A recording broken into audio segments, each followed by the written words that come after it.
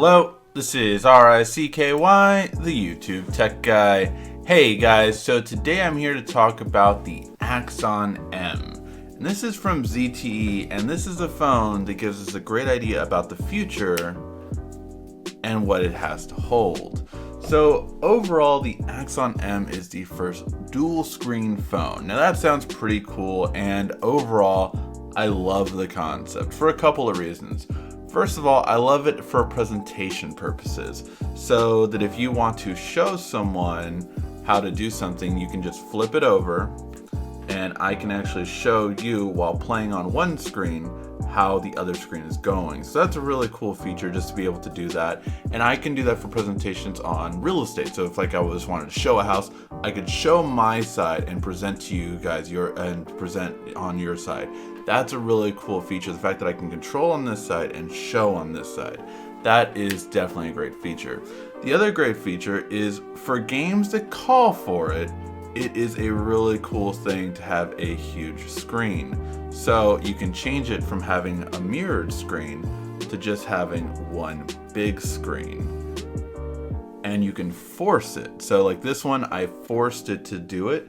But when I do, it's just awesome because for, if you know Yu-Gi-Oh! Or any kind of card game, dueling is really made for two screens. So this is perfect for something along those lines. However, you still have that bar in the middle, and the processor sometimes struggles to keep up with it to move it forward. So keep that in mind. Overall with this, I love also the idea of just doing two different things. And that's the thing, they did implement a lot of software to really have this versatility. So if I wanted to watch something like YouTube and have something else up, you can do that and it's really okay. It doesn't strain it as much, yet it does give you the perfect type of split screen to be able to do that. And I really love that feature a lot. So overall, for that purpose, I think it's a really great idea, and they implemented a lot of things well. The biggest thing that I actually like about this phone is the ideas that it has come up with. I love the idea of a dual screen phone, and most importantly, I love the idea of a single camera. Single camera is the way I think we should be moving towards. Why do we have to have a lower quality front-facing camera and a great quality rear-facing camera? On my trip to Disney World, I was basically always going like this, taking my rear camera into account to do a better shot because it's going to be better than my regular camera, than my selfie side. So for that reason, I think it's really important to have one just really good camera. The problem is that's the idea behind this phone, and it doesn't deliver.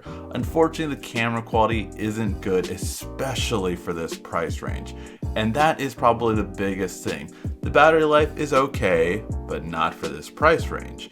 The camera quality is okay, but not for this price range. You're talking over $700 for a phone that has, granted, some innovative technology, but things like even the Fingerprint Reader are behind other phones.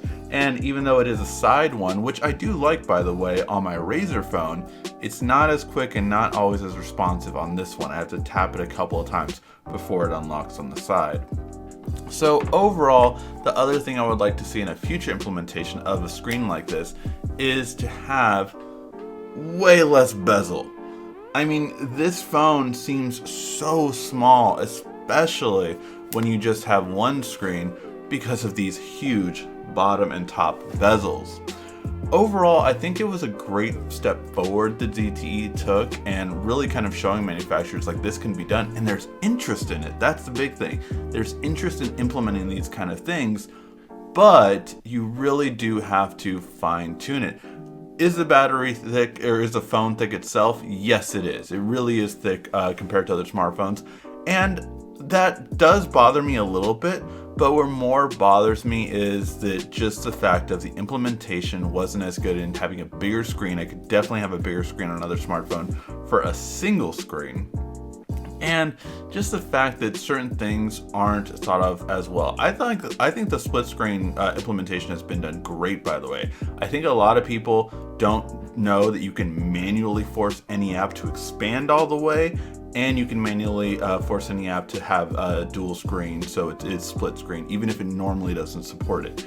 So all of that ability is available to you, and that's the biggest thing. This phone has a lot available to it, but for the price point that ZTE is asking, it's just not worth buying.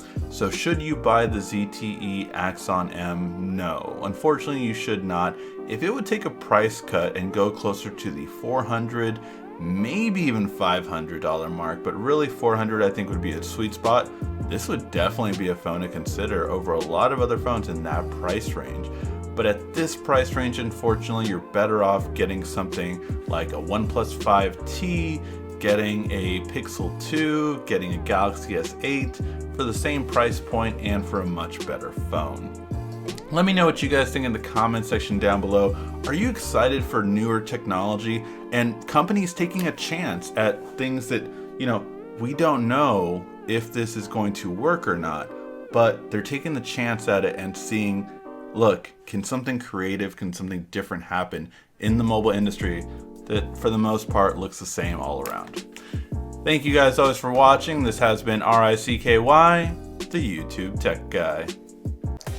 Thank you for watching our video. If you liked it, why don't you go ahead and subscribe up there. Make sure you follow us on social media right here. And of course, check out our latest video up there.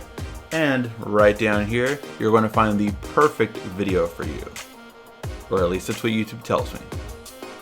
Thanks again.